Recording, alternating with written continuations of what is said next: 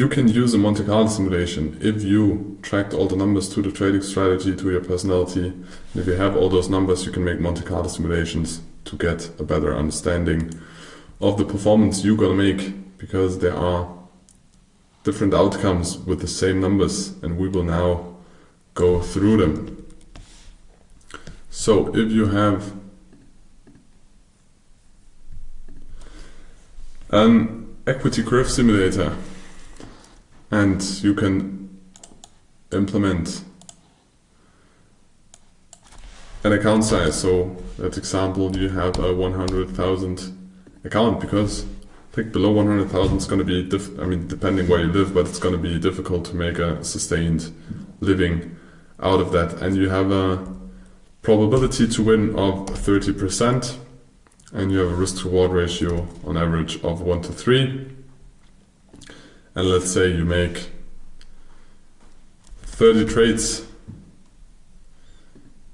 and you can get all those different numbers. I mean, it's kind of ugly because we only implemented 30 trades. Let's say you make 30 trades a month.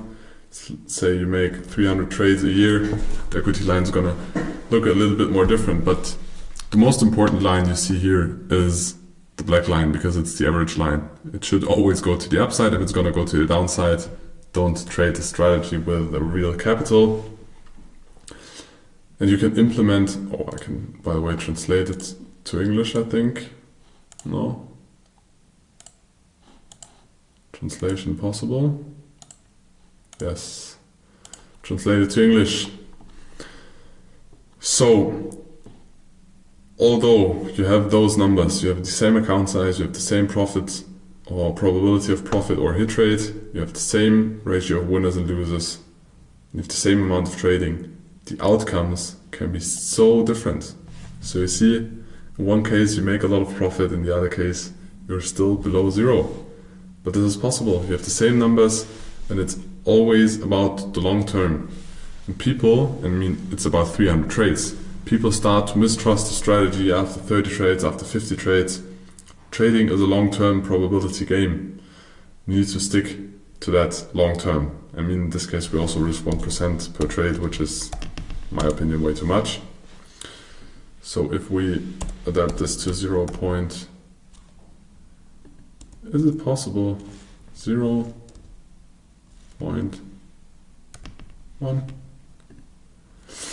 Your profit's going to be less, but you can check here for different simulations. So there are now 20 simulations per run, and you see the average always goes to the upside, and that is what is important.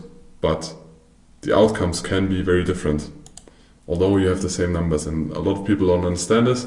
And with the Monte Carlo simulation, you can check if the average price, you can also increase the calculations, then it's going to be, can we increase it to 200? No, maybe we can increase it to 90. So you see, the more simulations to make, the more details you get on your average line, the more steady your average profit's going to be. But you will create one of those lines, because like this, like this, like this, all those can be the different equity curves you will create depending on the same numbers of your strategy. Realize that it is important. A lot of people don't, because they think, oh, now I have my numbers, and now all the equity curve, I know exactly how my equity curves are going to be that I will create, and that is simply not true. So go to this website, Iondo Equity or Equity Curve Simulator, and then you can play with those numbers and create an equity curve you wish for, but most likely you will not create it, because you always want equity curves like this, but they are unrealistic, because for that you need an edge that is very rare and that is very good. If you find one, don't tell somebody, or if it's a small edge, if it's an edge in a big market, of course you can share it with us, would be nice, but play with the website and understand the numbers, and then continue to the next part. So it is a simulation of different price movements and the estimation of risk of potential losses. So how high is the risk of losses? Oh, there is one important number we forgot. So if you have, let's say, 20 different simulations, there will be the highest maximum drawdown. So in this case, it would be 3.3%, which is kind of low. But as you already learned in the previous in the previous section, you should not go below 20%. So if you would start to risk 5%, oh yes, it looks like a meme coin and you can make a lot of profits, but you can also get into a drawdown. You see a lot of lines down there. You can also get into a drawdown that is very big and you don't want this. So in this case, we risk 5%. What happens if we risk 1% per trade? We have a 24% drawdown, kind of big, but acceptable, but I will still go lower, maybe to 0.8%. And I don't know why it is not accepting the 0.8.